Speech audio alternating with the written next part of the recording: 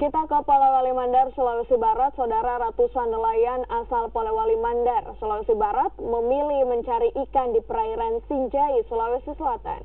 Mereka beramai-ramai ke Kabupaten Sinjai dengan menempuh perjalanan 2 hari karena gelombang tinggi di perairan Sulbar masih terjadi dan beresiko untuk melaut. Menggunakan puluhan perahu, ratusan nelayan asal Sulawesi Barat mencoba peruntungan di perairan Sinjai.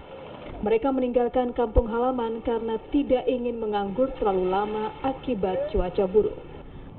Tahir, nelayan asal Polewali Mandar mengatakan angin kencang dan gelombang tinggi hingga 3 meter masih terus melanda perairan Sulbar sejak November lalu. Ia menambahkan cuaca buruk di perairan Sinjai terjadi pada jam-jam tertentu hingga bisa memanfaatkan waktu teduh untuk keluar mencari ikan.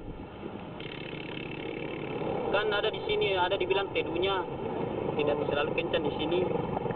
Oh, jadi selain di sana selalu kencang di sana.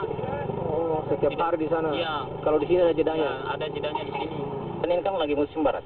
Musim barat. Ya. Biasanya sampai bulan berapa? Ya, sampai bulan 4. Bulan 4 lama ya. Iya. Jadi tapi tetap melaut Bapak? Iya. Menurut nelayan, cuaca buruk yang terjadi merupakan dampak musim barat yang diperkirakan berlangsung hingga April mendatang. Bagi nelayan Sinjai, memanfaatkan jam-jam teduh untuk turun mencari ikan merupakan siasat agar bisa mendapatkan penghasilan untuk menghidupi keluarga mereka. Muhammad Salih, Kompas TV Sinjai, Sulawesi Selatan.